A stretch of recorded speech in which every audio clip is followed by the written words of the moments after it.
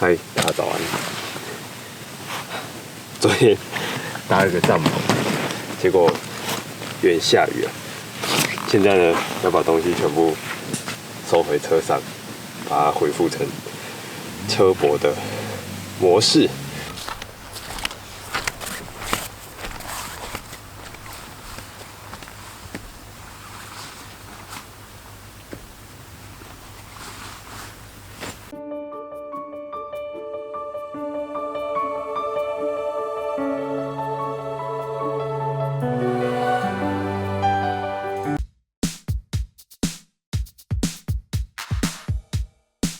嗨，大家早安，我是北海道之单体。天气不好哇，用走的环北海道一圈，这也太强了。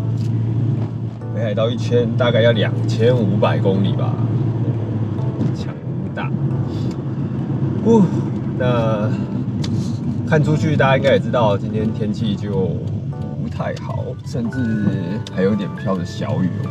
这对昨天这种大好天气来说，真的是难以想象。海边的天气果然说变就变哦。那我们来到了，首先先来个北海道人的好朋友 Seikoma， 买个咖啡跟早餐吧，然后等等去道路休息站看看有什么相关的资讯。现在天空中算是飘着有点小雨啦。今天气象报告其实应该是不会下雨的，那感觉应该是就是风啊，把海上的一些雨云给吹过来了。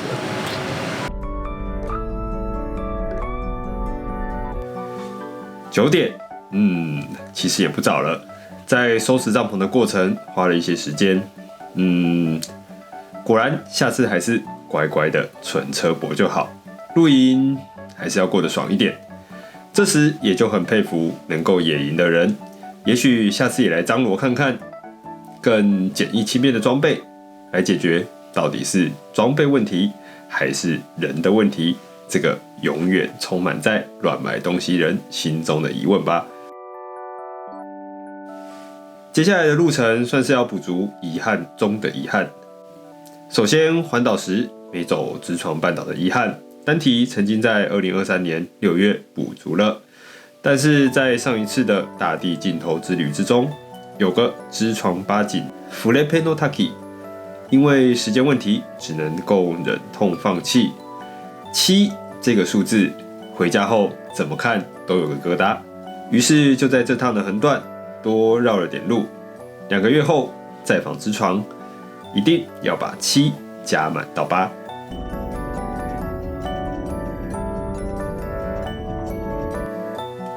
从协里出发的天气不算很好，由海风带来的阵阵小雨沾湿了车窗，但这段沿海而行的道路，即便是湿了视野，壮阔感仍然没有因为阴郁的天气而打折。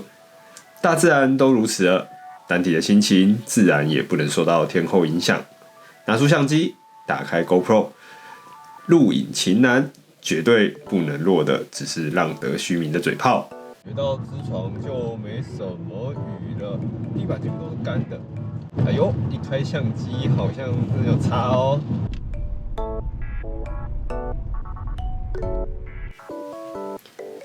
心境转换，仿佛万物也会跟着改变。在靠近知床的道路休息站之后，雨竟然也神奇的停了。那不如就多散个步吧，让相机也出来透透光。天气，我想应该还能够变得更好。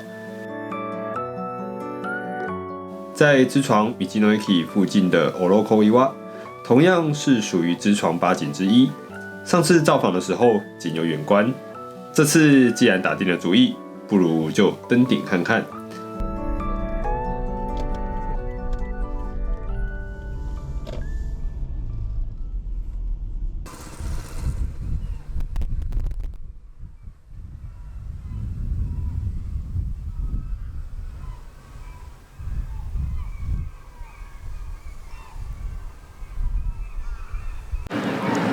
那边就是Michinoeki，然后开车一点点路过来之后，到底下这个有一个不用钱的停车场，它就可以到这个知床八景之一的婆罗孔岩，经由这个陡峭的步道啊，往上爬上面可以得到一个帕罗纳玛的展望视野。这块欧龙孔伊洼高约60公尺左右，从下往上爬，总共是约170段的阶梯。稍微算一下，就知道爬升其实蛮陡峭的。不过实际走起来的时间不长，我想大多数人在登高上应该都是没有问题的。不过折返时，膝盖不好的人可能会稍微的辛苦一些。登顶之后的视野豁然开朗，呈现的是360度环景的与登旅街区。果然，先住民使用这里作为战略要塞，绝对是有其理由的。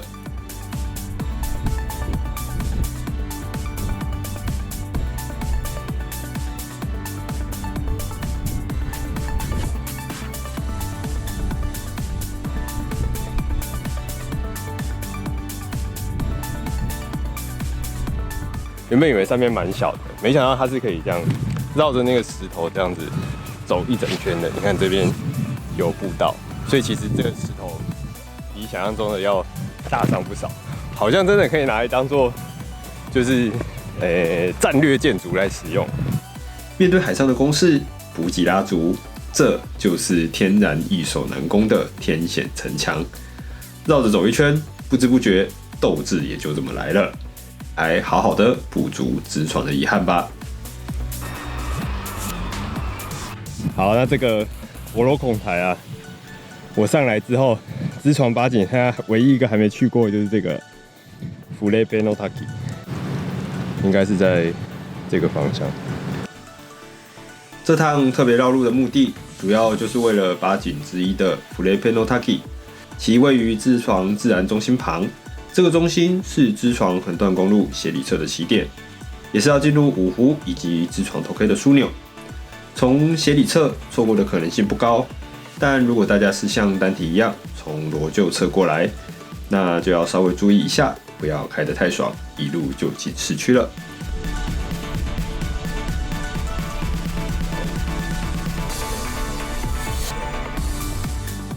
从知床自然中心下来步行，进到尾端的弗雷佩诺塔基，约是1公里左右的路程，路途不长，走的人其实也不算少。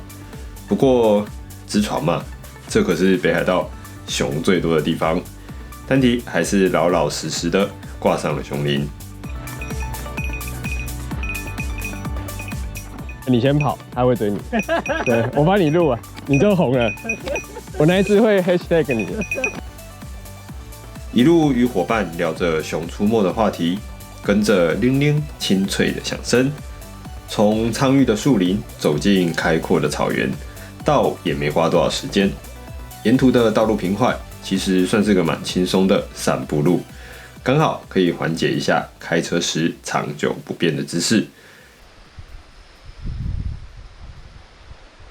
踏上观赏的特等席，最后的知床八景也终将顺利的收入囊中。弗雷佩诺塔基是知床半岛东侧断崖流入鄂霍次克海的瀑布，标高约80公尺，垂直落差约为60公尺。由于此处的断崖是没有流入的河流，所以该瀑布的水量几乎都是从地下水而来，属于浅流瀑的一种。纤细的涓流随着断崖的斜面向海中点点落下，像极了少女潸然泪下的模样，所以这个瀑布也就有了个别称，日文写作 Otome no Namida， 翻作中文就是少女之泪，颇具诗意。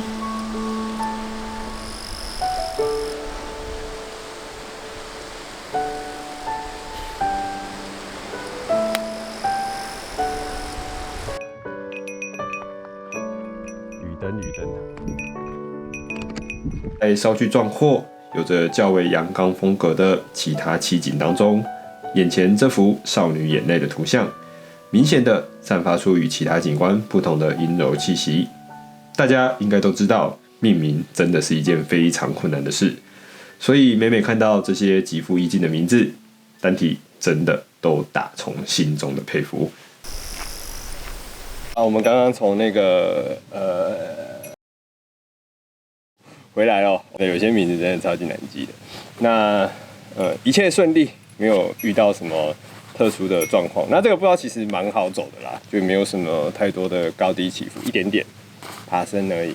那来回的话，脚程快的话，应该30分钟就结束了，加上拍照时间，1个小时内都可以顺利的来回。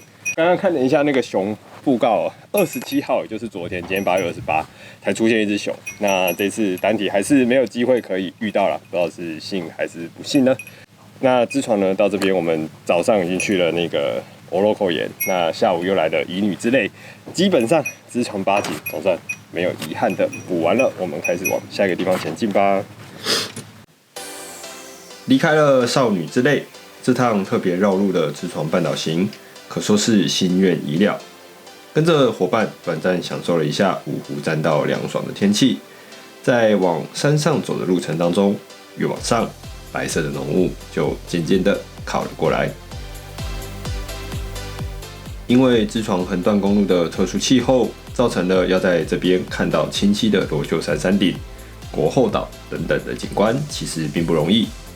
2个月前的造访，以为应该也没有这么夸张吧，但在2个月后的今日，验证了事物就是比较出来的，3次中的2次是浓雾，比例之高，真的要非常感谢上次的好运气呢。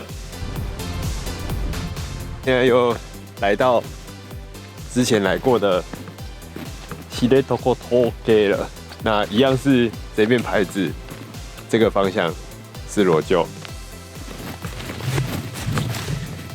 这个方向是协里。那不同的是单体这一次是从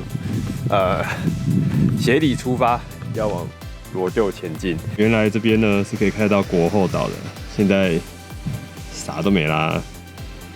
这边呢还记得单体之前的影片吗？这边就是罗臼岳，但现在也是一样，啥都没啦。越过了知床峠，也许是秦南的相机还残留着一点效果。在海拔高度略微下降之后，视野倒是慢慢的清晰，不知不觉天色竟然还慢慢的泛红了。看了看手中的时间，原来已过下午3点。根据原本计划的路线，本来是要在补足支床遗憾之后，同时在明日的一早探索北海道的另一个自然秘境野夫半岛，所以今日预计会在进入野夫半岛前的露营场扎营来做明日的准备。但在嗑完一碗罗臼海鲜之后，喝了杯茶，欣赏了2眼海景，很明显的，我们已经绝对赶不上露营场 check in 的时间。在公路旅行当中，如果选择以露营作为休息的方式，一日能够移动的距离真的是蛮有限的。放弃了野夫半岛，时间一下子弹性了许多。既然吃饱喝足，不如就找个地方洗澡吧。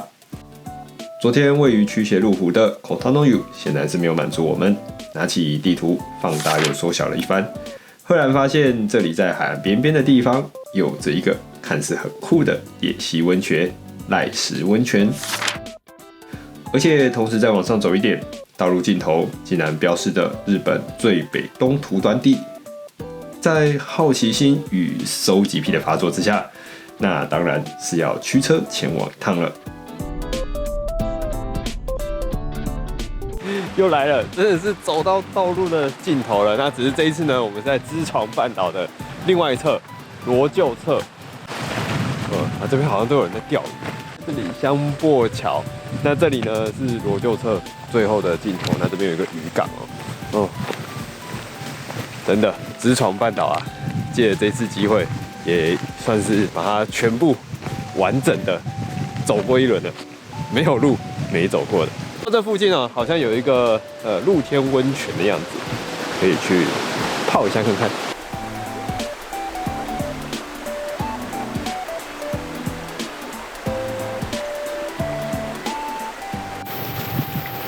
我们大概从罗臼开了20公里过来。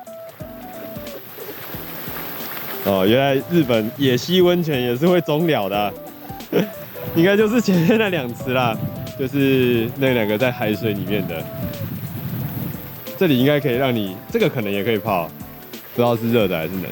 去摸摸应该可以吧？我不进去了。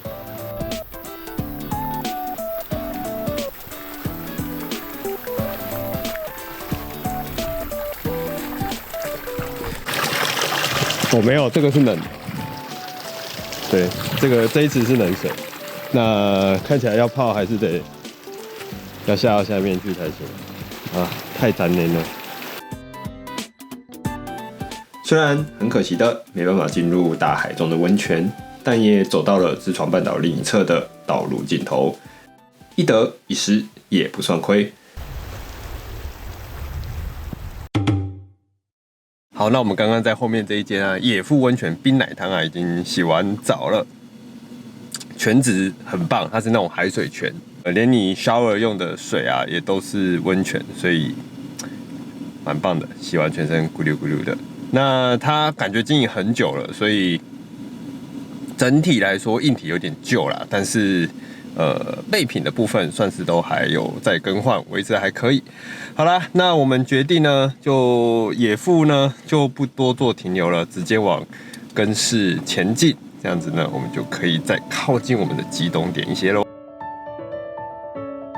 舒服的享受海水温泉之后，在夜色中伸个懒腰，与伙伴讨论了一下，我们决定继续往极东点前进，到自己想停下来的地方为止吧。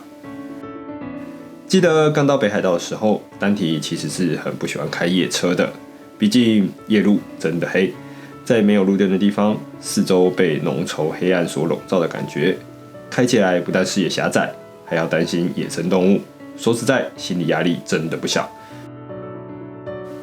后来也许是渐渐习惯了，在移动的前提之下，比起日间开车，反倒在夜间开起来是更有精神，心情也是格外的舒畅。在乡间路段中，久久不见一盏路灯，一堆车灯，10分钟、20分钟，仿佛天地间只剩下了自己的引擎轰鸣声。往车窗前望去，是无尽的黑；向后照镜看去，则是尾灯的红被黑暗吞没。这种又孤寂又自由的感觉，有时候再佐上一幅抬头的星空图画，这真的有种莫名其妙的吸引力啊！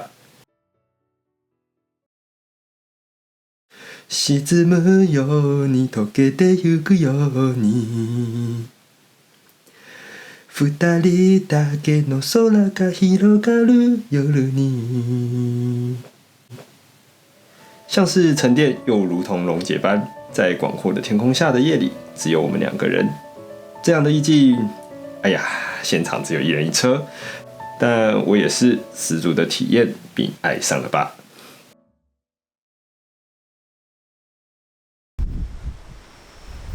前进极东点的前进基地。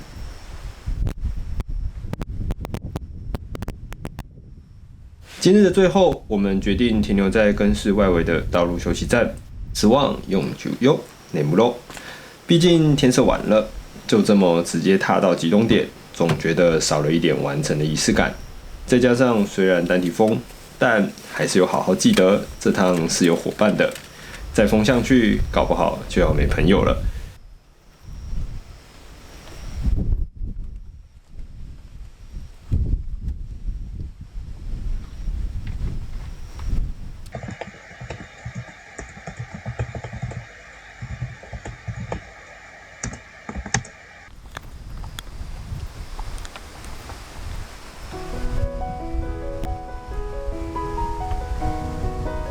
仿佛人体闹钟一般，5点20分，身体与精神都自动的醒了过来。昨日之所以选在这休息，除了道路休息站作为车泊据点的方便性之外，这里从地图上的地理位置来看，应该也是个不错的日出观景地。虽然无法与纳萨布甲极东点的最早时间相比，但应该也没多少人会一大早跑去那。单提在这个点看着2023年8月29日的曙光，应该也是比日本99.9%的人都还要早了吧？这种莫名其妙的仪式感与优越感，有时真的就是旅行的意义呢。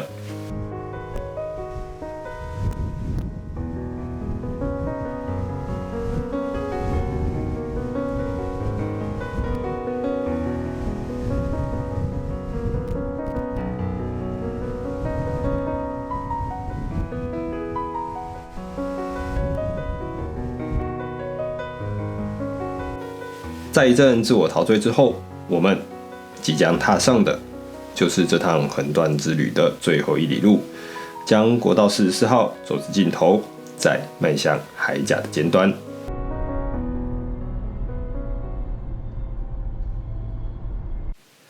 车窗外的风景跟3年前一样，甚至连天气都大致雷同。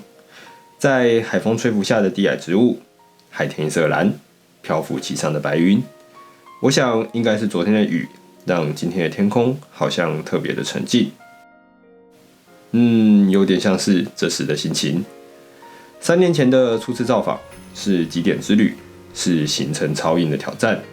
当车子行驶在这最后一段路，心中是雀跃与烦躁交杂，期待的是未见过的风景，烦的是这里只是中继的第48小时。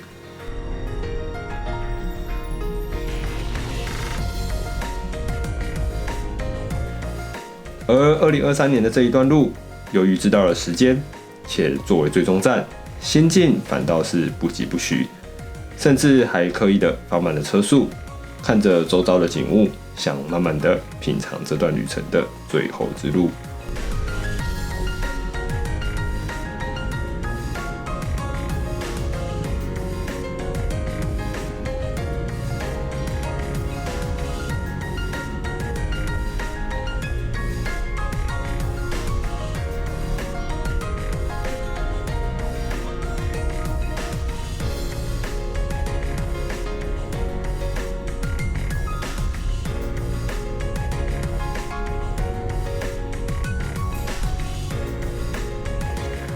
直到越过最后一个弯道，看到了伫立在本土最东端纳沙布甲的台柱。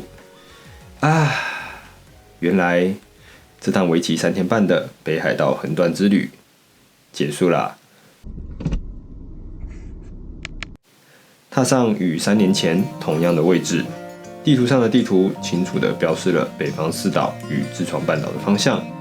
上次是混合着焦躁与兴奋，这次则是能以平静的心情走入地图之间，看向知床半岛的方向，在蔚蓝大海的远方，就是自己24小时前的坐标知床连峰。不禁脑中的图片就退回了这部影片的开头，那个看着天空下着雨，心情有点阴霾的自己。这种回首来时路的心境，不管是从空间的角度看，还是时间的面向看，真的很值得细细玩味。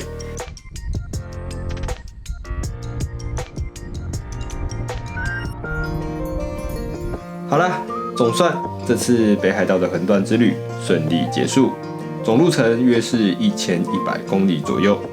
比起同样是3天的北海道环岛，也许是仅有一半的里程，又或许是心境上的成熟，走起来是轻松很多。也因为这样子的气氛，所以额外注意到了不少开车时的有趣之事，也发现了更多在旅行上可以细细品味的体会。单题希望能够在这短短的3集影片当中，把收集到的心情传达给大家。另外，除了心情之外，其实在影片中也刻意放了不少在北海道公路旅行或是车速时候的小 tips， 有些是旁白，有些则是画面与声音。有机会再慢慢整理出来，给大家作为北海道的车速攻略之用。而在这之前，就请大家多刷几次影片找找咯。我是北海道知识单题，我们就下周影片再见，拜拜。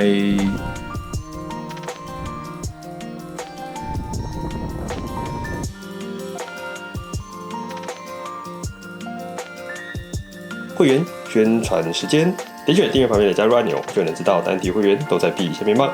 无论你是喜欢我拍摄的图片，或者是单纯想成为干爹，请喝咖啡，都欢迎点下眼前的按钮。放心，绝对不会爆炸，只会获得单题满满的感谢。